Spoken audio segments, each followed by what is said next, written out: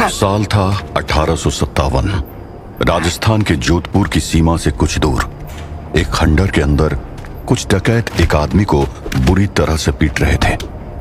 हट्टे कट्टे डकैतों के सामने वो आदमी खून में लथपथ हो चुका था और बस कुछ ही मिनटों में दम तोड़ने ही वाला था। ले जाओ रे इसे और तब तक मारो जब तक ये सच ना बोल दे। जी सरदार। उठ साले। और तभी एक जोरदार बिजली कड़की और उस डकैत का दिल उसके शरीर से बाहर आ गया।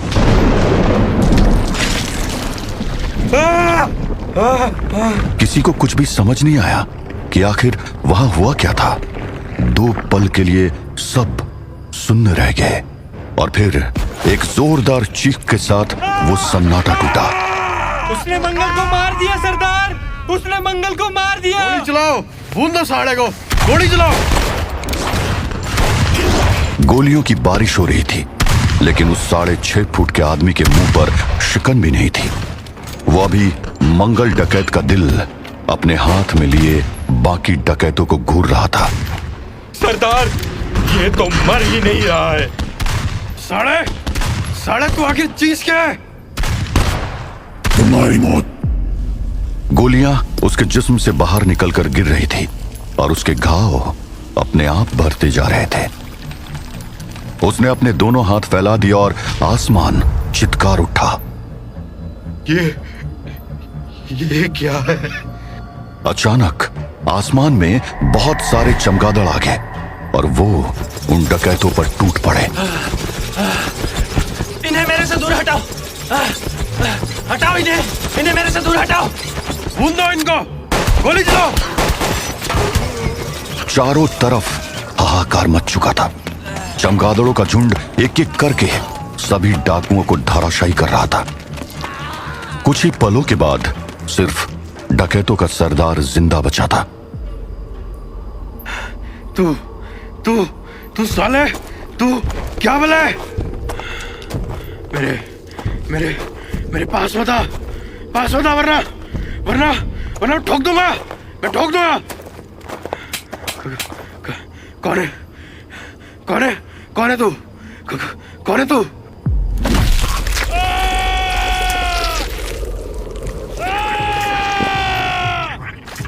सरदार का जिस्म जब जमीन पर गिरा तो वो पूरा सफेद पड़ चुका था। उसके शरीर में एक बूंद खून भी नहीं बचा था। उधर वो रहस्यमय शख्स उस आदमी की ओर बढ़ा जो उन डकैतों की मार से अब तक बेहोश पड़ा था। उसने उसे एक हाथ से उठाकर अपने कंधे पर डाला और अपने पीछे मौत का मंजर छोड़कर अंधेरे में गायब हो गया।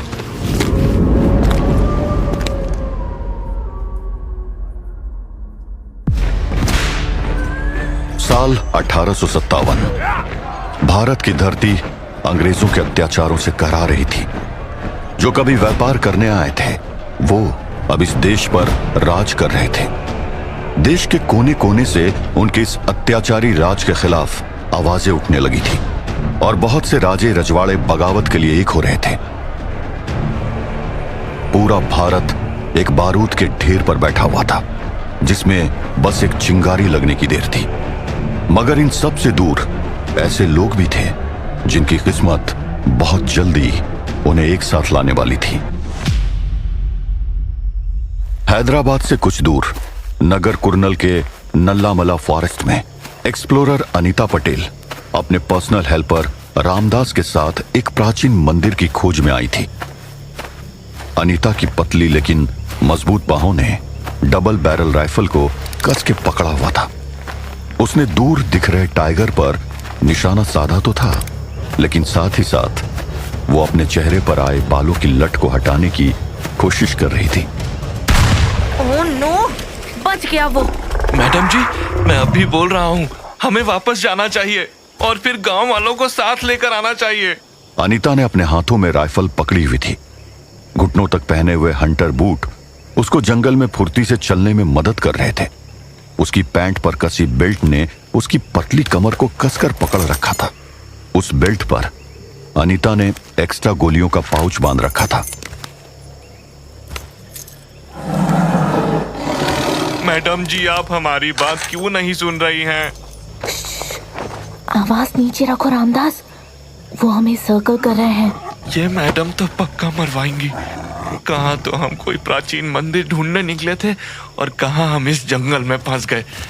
गांव वालों ने बोला भी था कि जंगल में आदमखोर बाघ है, पर इनको किसी की बात सुननी हो तब ना। बस बहुत हुआ, अब मैं मैडम को यहाँ और नहीं रुकने दूंगा। यहाँ से भाग चलना ही होगा। मैडम, मैडम, मेरी बात सुनिए। रामदास, हिलना मत। क्या हुआ मैडम? वो मेरे पीछे है ना? जब मैं बोलूं तब अपने राइट पर जंप मारना, मतलब कूदना, ओके? Okay madam. आराम से आगे आओ, और आगे और आगे। रामदास कूदो! गॉड, बाल बाल बचे। 1 सेकंड भी डिले होता तो ना रामदास बचता और ना मैं। चलो, ये आदमखोर तो मारा गया, अब चलकर उस प्राचीन मंदिर को ढूंढा जाए। पर ये रामदास किधर गया?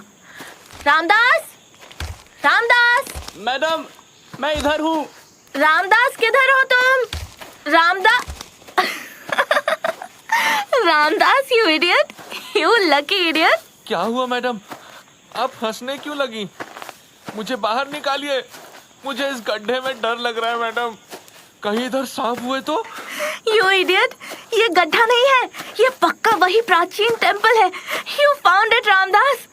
और हाँ, वो सांप वाली बात भी सच हो सकती है। क्या? अरे मैडम, मुझे बाहर निकालिए इधर से। रुको, मैं भी अंदर आ रही हूँ। तभी अनीता ने अपनी टाइट फिटेड शर्ट के नीचे के बटन खोलकर अपने कमर पर एक जोर की गांठ बांधी और उस गड्ढे में कूद गई। अनीता पटेल ब्रिटिश मां और गुजराती जमींदार पिता की बेखौफ बेटी थी। बचपन से ही इतिहास में गहरी रुचि थी और उम्र बढ़ने के साथ ही वो निकल पड़ी थी भारत के इतिहास को खंगालने के लिए। उसे पता नहीं था कि बहुत जल्दी उसकी मुलाकात एक ऐसे शख्स से होने वाली थी जिसको शायद लोग सिर्फ एक अफवाह मानते थे।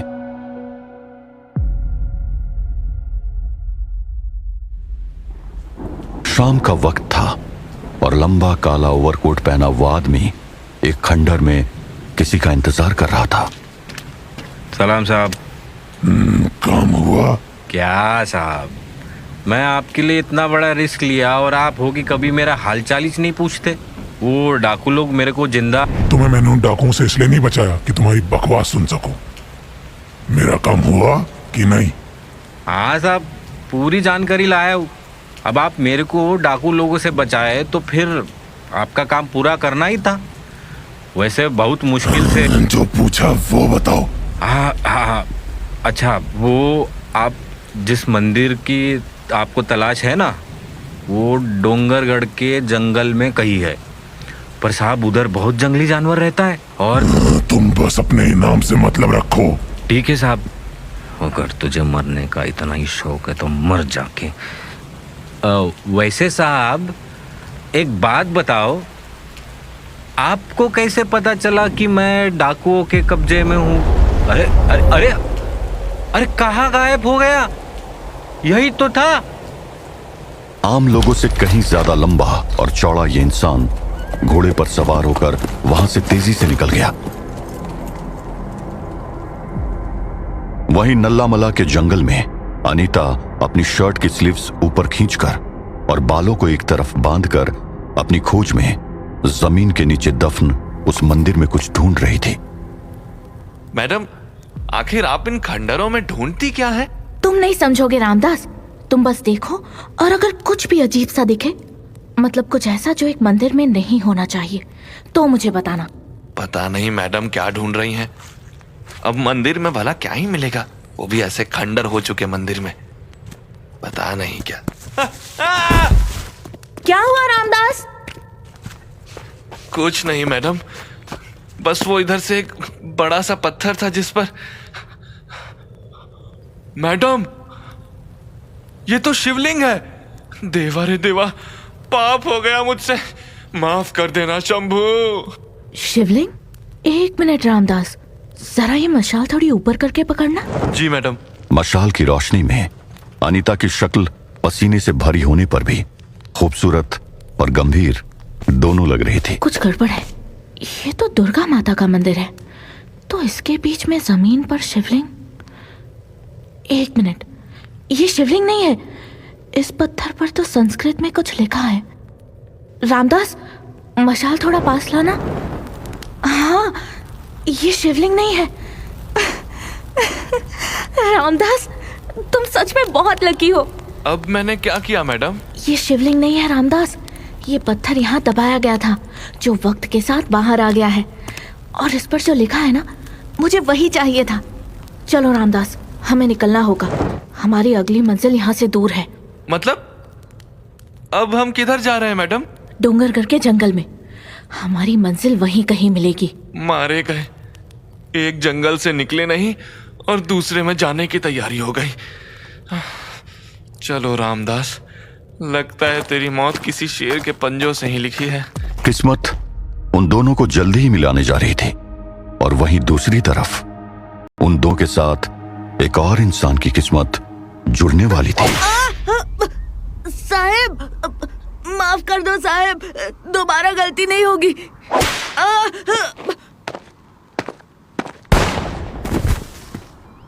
Sir, Corporal Michael, what does that board read? Indians and dogs not allowed, sir. Yes, Indians and dogs are not allowed. And do we whip the dogs? No, sir. We shoot them. Good. So next time I don't want to see you waste your time flogging these heathens. Just point and shoot. Is that clear, Corporal? Yes, sir. But, sir, they were only stealing flowers. Indians and dogs are not allowed, Corporal Michael. So, sorry, sir. साहब, church से father आपसे मिलने आए हैं। उनको अंदर बिठाओ, मैं आता है। Michael, take these bodies and feed our dogs. They will love the soft and tender meat of these trespassers.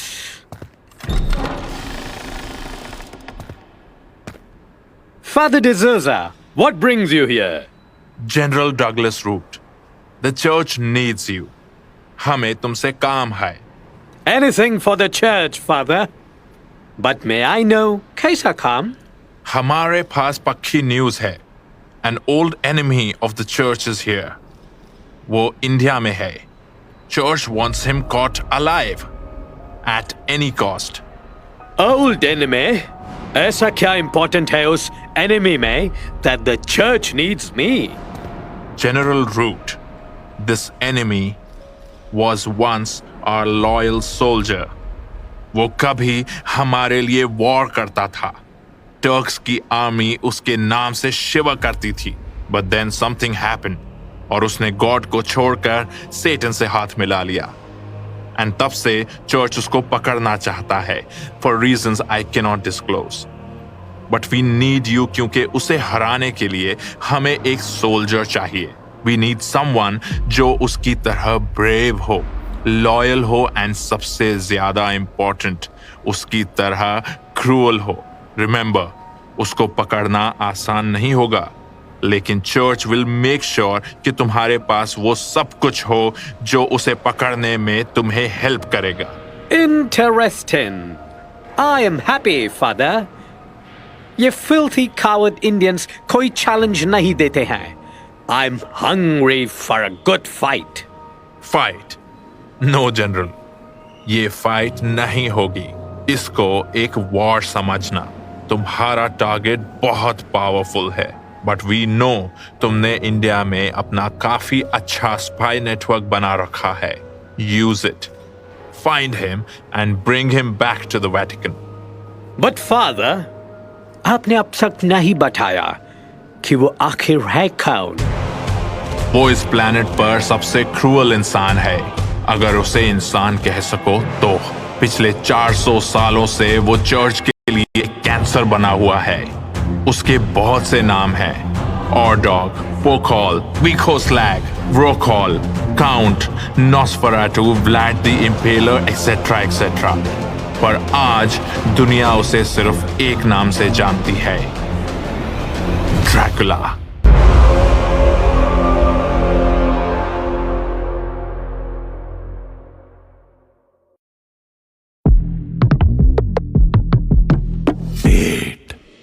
52 साल का बेरहम जनरल रूट अपने गुप्त कमरे में बैठा कुछ ऐसे तंत्र मंत्र पढ़ रहा था जिससे वो अंधेरा कम रहा और खौफनाक होता जा रहा था। 52 साल का बेरहम जनरल रूट अपने गुप्त कमरे में बैठा कुछ ऐसे तंत्र मंत्र पढ़ रहा था जिससे वो अंधेरा कम रहा और खौफनाक होता जा रहा था।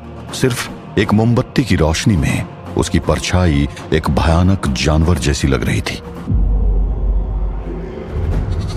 Domine tenebrarum, et voco satellites tuos. Dirigemi, dirigemi, dirigemi. Domine tenebrarum, et voco satellites tuos. Dirigemi, dirigemi, dirigemi. Domine tenebrarum, et voco satellites tuos. Dirigemi, dirigemi, dirigemi. I summon you, Prince of Darkness. In your name, I offer you blood. In your name, I offer flesh. In your name, I offer life. In your name, I become death. Hello my child. Prince of Darkness. क्यों बुलाया मुझे? वो यही है Prince of Darkness. India में कौन? Dracula.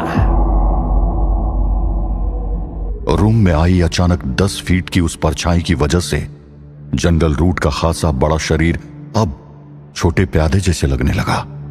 इस परछाई की लाल आंखें, गहरे नुकीले सींग और काली चील जैसी भयानक पंख उसे और बड़ा और भयानक बना रहे थे। फाइनली, बहुत सालों से तलाश थी मुझे उसकी। कहाँ है वो? एग्जैक्ट लोकेशन नहीं पता है प्रिंस, मुझे चर्च से पता चला। तो ढूंढो उसे। उसे अपने हाथों से मारना चाहता हूं मैं। 400 सालों से उसकी तलाश है मुझे। उसका रक्त चखने को मेरी जुबान तड़प रही है। उसकी आंखों में वो डर देखना है मुझे। मुझसे धोखा किया है उसने, प्रिंस ऑफ डार्कनेस से, लूसीफर से।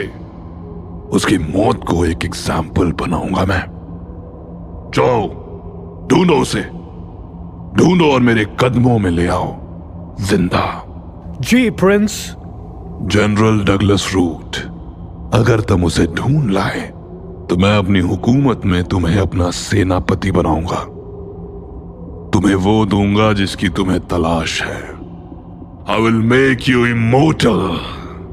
लेकिन अगर तुम असफल हुए तो तुम्हारा भी वही हश्र होगा जो तुमसे पहले वालों का हुआ। मत बोलना कि मैं कौन हूं। I am Lucifer, Prince of Darkness, Ruler of Hell. मैं फेल नहीं होऊंगा प्रिंस। मैं ड्रैकुला को लाऊंगा। वो इंडिया के किसी भी कोने में छुपा हो। I'll catch him and offer at your feet. Church इस बात से अनजान था कि जिस डगलस रूट को वो अपना वफादार सार्जेंट समझते थे, वो उस शैतान के इशारे पर काम कर रहा था जिसने ड्रैकुला को ड्रैकुला बनाया था। उधर इन सबसे अनजान ड्रैकुला डूंगरगढ़ के जंगल में किसी चीज की खोज में तेजी से बढ़ रहा था। घने जंगल में कहीं दूर से आती नगाड़ों की आवाज सुनते हुए ड्रैकुला ने अचानक अपने दौड़ते घोड़े पर लगाम लगाई। उसकी आंखों में एक अजीब सी चमक आ गई थी और वो झटके से अपने घोड़े से उतरा। वो क्या था? लगता है कोई जंगली जानवर पास में है। कुछ अजीब सी महक है हवा में। खैर, 2 रातों से भूखे ड्रैकुला के अंदर का ऐवान उस पर हावी हो रहा था। भूख उसकी दरिंदगी को जगा चुकी थी। उसने तेज कदमों से उन नगाड़ों की आवाज की दिशा में भागना शुरू कर दिया। ड्रैकुला जंगल की उस बस्ती की तरफ तेजी से बढ़ता जा रहा था। Bloody hell!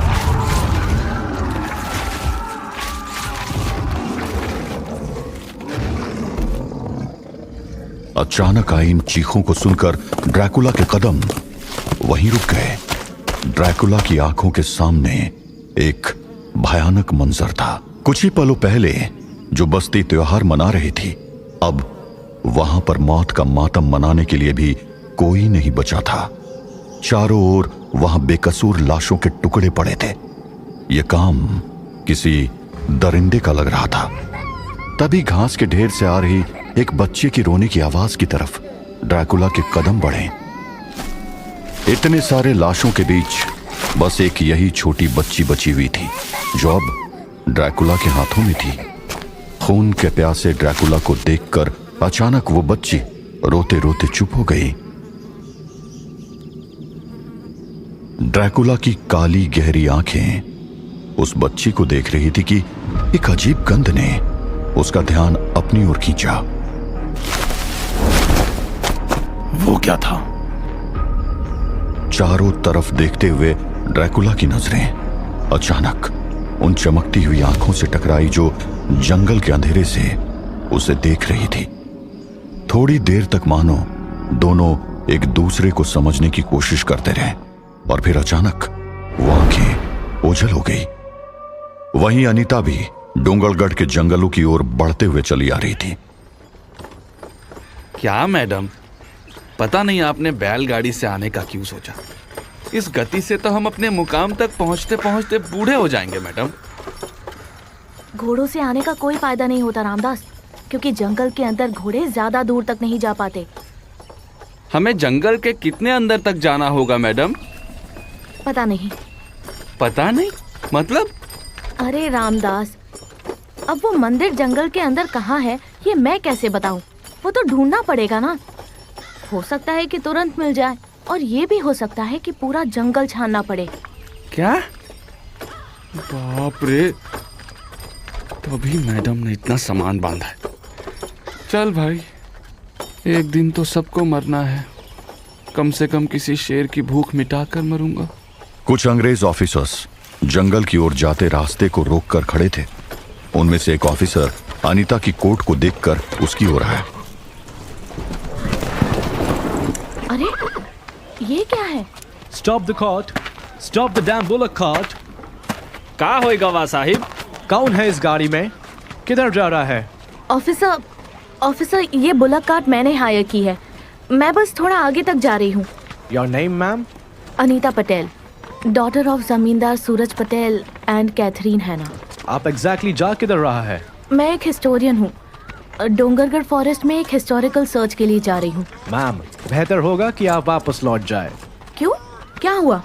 वो मैं आपको नहीं बता सकता, पर आपके लिए यही अच्छा होगा कि आप वापस चला जाए। आई एम सॉरी ऑफिसर, पर बिना किसी सॉलिड रीजन के मैं वापस नहीं जाऊंगी। मेरे पास पूरे इंडिया में हिस्टोरिकल रिसर्च करने का परमिट है। आप मुझे नहीं रोक सकते हैं। यस, हम आपको रोक तो नहीं सकते हैं, बट आपको होस्ट तो कर सकते हैं ना मिस अनीता।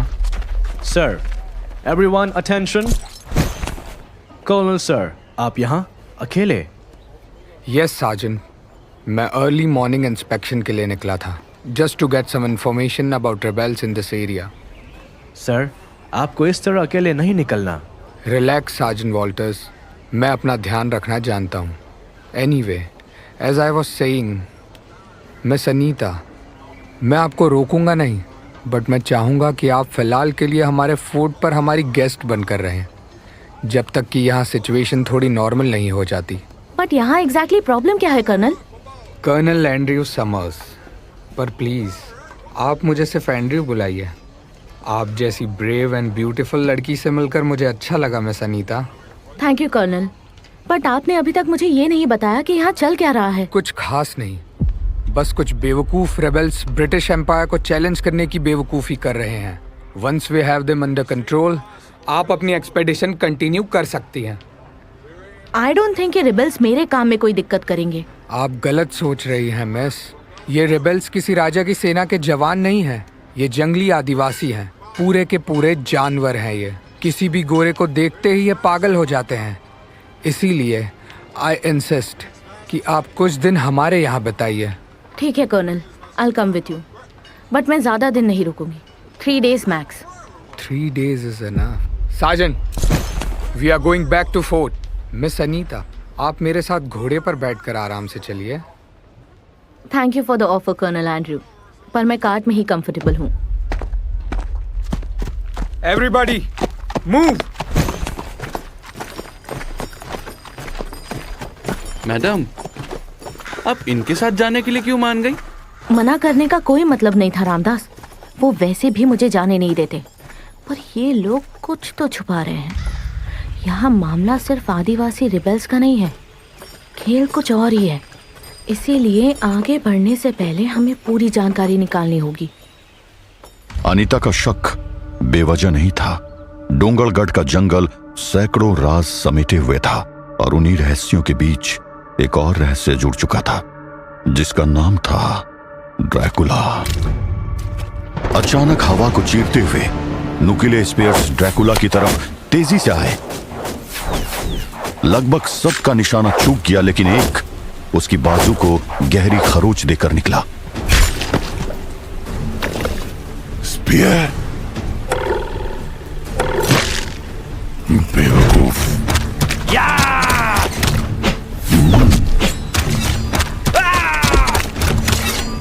तुम मुझे इन तीर तलवारों से मारने आए हो। छोड़ दो उसको। ये तुम मुझ पर हमला करने से पहले सोचना था। ये वही दरिंदा है सरदार, ये वही दरिंदा है। दरिंदा?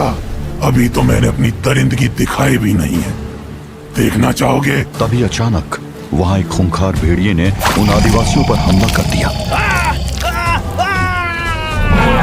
ये वही है, मारो इसको, मार। सरदार ये किसने किया? एक वार में सर धड़ से अलग। क्या ये वही है?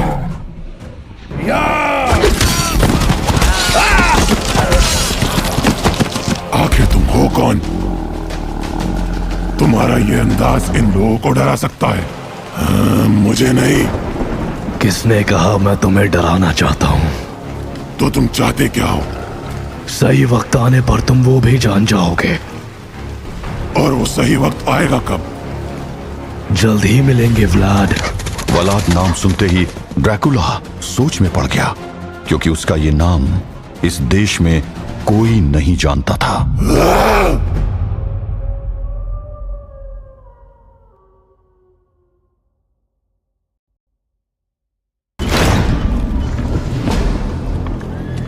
डोंगरगढ़ के जंगलों से थोड़ी दूर पर ही बना वो किला आज गुनगुनी धूप से नहाया हुआ था। अंग्रेज सैनिक अपने रोज के कामों में व्यस्त थे और अनीता पटेल चुपचाप एक कोने में खड़ी होकर सबको देख रही थी। Good morning madam. उठ गए रामदास? बड़ी देर तक सोए हो आज। बहुत दिन बाद अच्छी नींद आई थी, लेकिन आपको देखकर लग रहा है कि आप बिल्कुल भी नहीं सोई मैडम। ऐसा ही कुछ समझ लो, यहाँ कुछ ठीक नहीं है। क्यों मैडम, क्या हुआ? इन सब के चेहरे देखो, ऐसा लगता है कि कोई भी रात को नहीं सोया है। सबके सब किसी तनाव में है। कोई तो बात है जो इन सबको परेशान कर रही है। यहाँ कुछ तो भारी गड़बड़ है। एक काम करो रामदास, थोड़ा भारतीय सैनिकों से बात करने की कोशिश करो। कर्नल एंड्रयूज और बाकी ब्रिटिशर्स को मैं संभालती हूँ। पर मैं उनसे पूछूंगा क्या? कुछ भी, बस उनको बातों में उलझाए रखो। पता तो चले कि आखिर यहाँ चल क्या रहा है। जी मैडम। और हाँ, पहले कुछ खा लेना। वही करने जा रहा था मैडम, भूखे पेट वैसे भी मेरा दिमाग नहीं चलता। चलो अब कैप्टन एंड्रयूज को ढूंढा जाए। Sergeant Walter's, sergeant. Miss Anita, क्या हुआ? कर्नल एंड्रयूज कहाँ हैं? दिखाई नहीं दे रहे हैं। आप कर्नल को क्यों ढूंढ रही है? मुझे उनसे कुछ जरूरी बात करनी है। आप मुझे बता दीजिए, मैं उन तक आपकी बात पहुंचा देगा। थैंक यू सार्जेंट, बट मैं उनसे खुद बात करना चाहती हूँ। आप प्लीज मुझे बता दीजिए कि वो इस समय कहाँ है। वो अभी आपसे नहीं मिल सकते। क्यों? मिस अनीता प्लीज, कर्नल अभी बिजी है। फाइन, आप बस मुझे ये बता दीजिए कि वो है कहाँ। I will ask him myself. Miss Anita, मैं आपको बोला ना, colonel is busy. But where is he? मुझे बस उनसे 2 मिनट का काम है। वो अभी फोर्ट के बाहर गया है। बाहर? किधर? I cannot tell you that. You cannot tell? एक तरफ आप लोगों ने कहा कि एरिया में रिबेल्स का खतरा है और दूसरी तरफ कर्नल बाहर अकेले गए हैं। Quite surprising. Who said कि वो अकेला गया है? इस फोर्ट में टोटल 46 लोग हैं, excluding me and Ramdas. 25 Indian sepoys, 16 English privates, 1 sergeant that is you, 3 कुक्स और कर्नल एंड्रयूज। और इस वक्त 45 लोग फोर्ट के अंदर हैं। Yes sergeant, I know how to count. तो अगर इस वक्त कर्नल यहाँ नहीं है, दैट मीन्स कि वो अकेले बाहर गए हैं। रिबेल्स के खतरे के बाद भी उनका बाहर जाना कुछ समझ नहीं आ रहा है। Am I right, Sergeant Walters? You are smart miss Anita, लेकिन ध्यान रखिए कि कहीं आपकी स्मार्टनेस आपको भारी ना पड़ जाए। Don't worry, Sergeant. मैं अपना ध्यान रख सकती हूँ। You will need to. उधर रामदास खा पी कर सच का पता लगाने में लगा था। उसने दबे पांव फोर्ट में घूमना शुरू कर दिया था। मैडम ने बोला है कि सच पता लगाऊं, पर कैसे और किससे? मुझे तो ये सारे के सारे खड़ूस लग रहे हैं। हाँ, वो आदमी सही है, मेरी ही बिरादरी का लग रहा है। चलो उसे ही बातों में फंसाता हूं। क्या हाल है भैया? तुम मुझसे पूछ रहे हो? हाँ भाई, तुम्ही से पूछ रहा हूं। क्यों? अरे भाई, अकेले बैठे बैठे ऊब रहा था, सोचा तुमसे बात कर लूं। जाओ अपना काम करो, मेरे पास फालतू का समय नहीं है। कसम से बड़े खड़ूस हो तुम। ये वाला दाव तो बेकार गया। चलो उस मोटे वाले बावर्ची को पकड़ता हूं। राम राम भाई, क्या पका रहे हो? क्या ही पकाऊंगा, वही रोज का खाना है। सब लोगों के लिए गोश्त और बाकियों के लिए सादी दाल। क्या? अरे रोटी वोटी कुछ नहीं बनेगी क्या? यहाँ जो मिल रहा है वही बहुत है। ना जाने कब पूरी रसोई खत्म हो जाए और भूखे मरने की नौबत आ जाए। अरे बाप रे, ऐसा क्यों?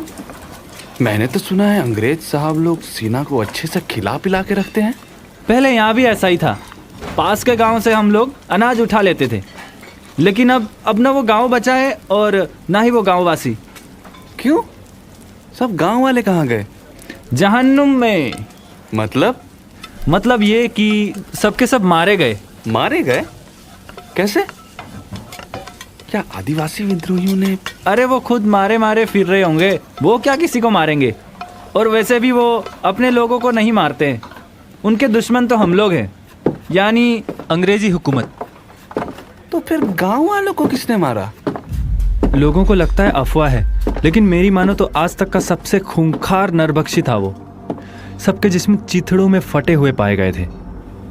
साहब लोग कहते हैं कि शायद कोई भेड़ियों का झुंड था, लेकिन जब से हमारे सार्जेंट साहब ने उसे देखा, वो तब से बीमार है और अपने कमरे से निकलता ही नहीं है। चीथड़ों में मतलब? पेड़ के पत्तों से ओस की बूंदों की जगह खून के छींटे गिरने लगे थे।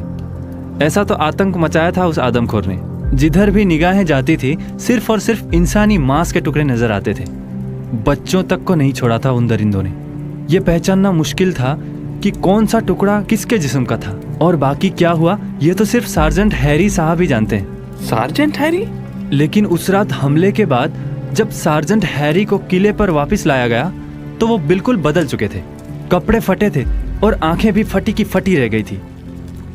कर्नल ने कहा उन पर भेड़ियों ने हमला किया, पर भेड़ियों के हमले के बाद सार्जेंट अपने पैरों पर चलकर तो वापस नहीं आ पाते। फिर क्या? कुछ नहीं, उस दिन से वो अपने कमरे में ही है। रामदास के कदम अब डर के मारे लड़खड़ाने लगे थे, लेकिन वो किसी तरह अनीता को ढूंढने निकल पड़ा। अरे देख के सो सॉरी मैडम, मैंने आपको देखा नहीं। क्या हो गया रामदास? ये आंखें बंद करके किधर भागे जा रहे थे? मैं तो आपके पास ही आ रहा था मैडम। क्या हुआ? क्या पता चला? और ये तुम कांप क्यों रहे हो? मैडम, मुझे लगता है हमको इधर से निकलना चाहिए। ये जगह कुछ बहुत खतरनाक हो रहा है मैडम। अरे हुआ क्या? मैडम। और फिर रामदास एक सांस में अनीता को वो सब बताता चला गया जो उसने उस बावर्ची से सुना था। सारी बातें सुनकर अनीता की आंखों में एक अजीब सी चमक आ गई जो रामदास से छुपी नहीं रही। नहीं मैडम, बिल्कुल नहीं। क्या हुआ? क्या नहीं? मैडम, मैं जानता हूं कि आप क्या सोच रही हो। आपको अच्छे से जानता हूं मैं। डरो मत रामदास, मुझे कुछ नहीं होगा। नहीं मैडम, ये मामला कुछ अलग है। आप इससे दूर रहिए। और तभी उस किले के लंबे कॉरिडोर के अंधेरे कोने से एक अंग्रेजी आवाज गूंजी। आखिर किससे दूर रहने का बोल रहे हो तुम मिस अनीता को? अरे कर्नल एंड्रूज, आप? मुझे सार्जेंट वॉल्टर्स ने बताया कि आप मुझसे कुछ बात करना चाहती हैं। हाँ, वो रामदास से मैं अभी वही बात कर रही थी कि हम लोग कल सुबह वापस निकल जाएंगे। ओह, मुझे लगा था कि आप कुछ दिन तो हमारे साथ रहेंगी। After all, it is not every day that you get to host a beautiful lady in this part of the world. Compliments के लिए शुक्रिया कर्नल, बट आई होप कि हम कभी किसी बेटर जगह पर बेटर सिचुएशन में मिलेंगे। Well, as the lady decides. अच्छा कर्नल, आप सुबह कहीं गए थे क्या? हाँ, वो थोड़ा मॉर्निंग वॉक के लिए गया था। Anyways, I hope you will excuse me. मैं थोड़ा रेस्ट करना चाहता हूँ। Sure, no issues. Colonel Andrews कुछ तो छुपा रहे हैं, पर आज रात मैं सच का पता लगा कर रहूंगी। रामदास, अब सुनो तुम्हें क्या करना है। रात गहरी हो चुकी थी, मगर अनीता की आंखों में नींद नहीं थी।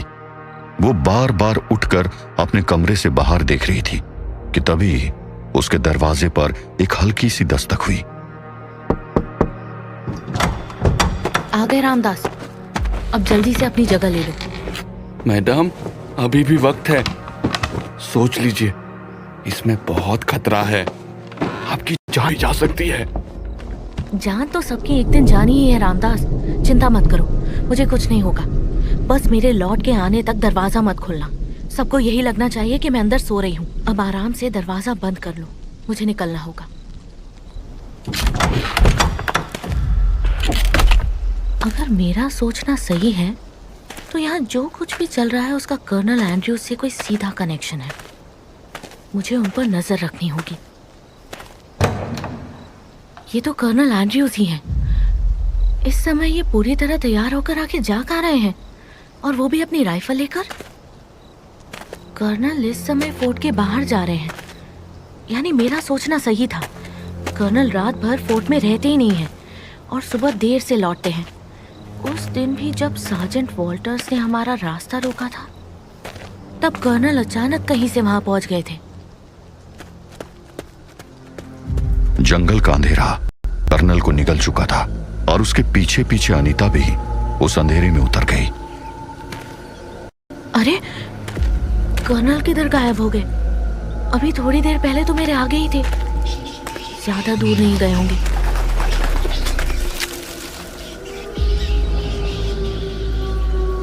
अचानक आई भेड़िए की रोने की आवाज से अनीता चौकन्नी हो गई और उसका हाथ उसकी कमर पर बंधी पिस्तौल पर चला गया। वो दबे पांव बड़े पेड़ के पीछे जाकर छुप गई। उसने धीरे से पेड़ के पीछे से उस आवाज की ओर देखा।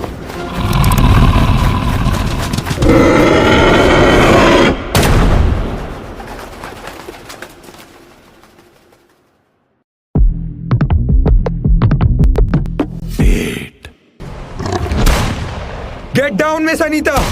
गोलियों की आवाज सुन के अनीता घबरा गई। पेड़ पर अपनी पीठ सटा के उसने अपनी आंखें मीच ली थी। वो कुछ समझ नहीं पा रही थी कि आखिर वहां चल क्या रहा था। उस घने काले जंगल में कर्नल एंड्रूज हवा में गोलियां चला रहे थे या फिर वाकई वहां कोई था। मिस अनीता, हमें यहाँ से निकलना होगा। What is happening, colonel? बताने का टाइम नहीं है। We have to run. Okay okay. Fort की तरफ भागिए मिस। जंगल में रहे तो ये हमें मार डालेगा। कौन मार डालेगा? सवाल बाद में पूछ लीजिएगा, अभी बस भागते रहिए। डैम इट, वो हमारे पीछे ही है।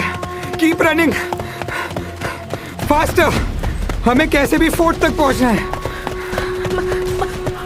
Why don't you shoot it, colonel? उस पर गोलियों का कोई असर नहीं हो रहा है। How do you know? क्योंकि मेरी हर बुलेट निशाने पर लगी है। शिट, वो हमारे काफी पास पहुंच चुका है। Faster miss Anita, faster. आखिर यहाँ हो क्या रहा है?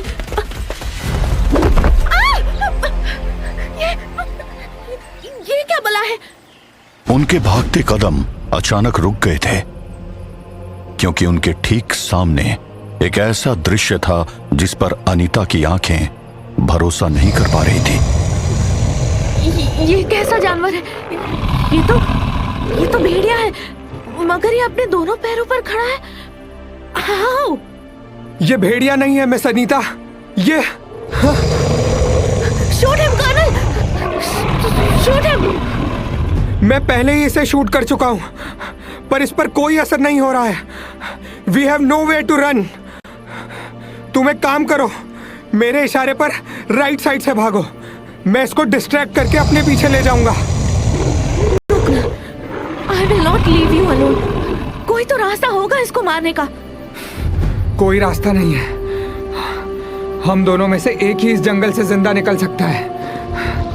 अनीता को अपनी और कर्नल की मौत साफ नजर आ रही थी।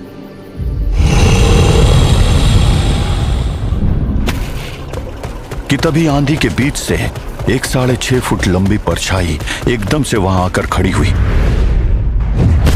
उसके रात से काले कपड़े उसके 6.5 फुट के शरीर को घेरे हुए थे।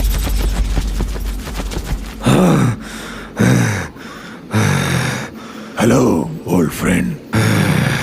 Vlad, थोड़ा देर से याद आया, but I remembered you. about time. Yes, about time.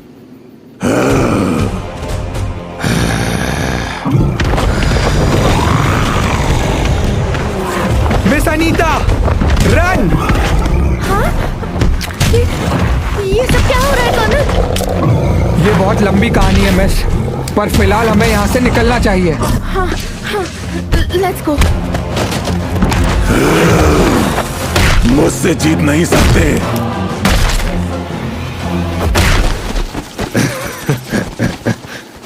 वक्त बदल चुका है व्लाड। This time I will tear you apart. तुम लुपेंस की यह गलतफहमी कब दूर होगी? 400 साल हो चुके।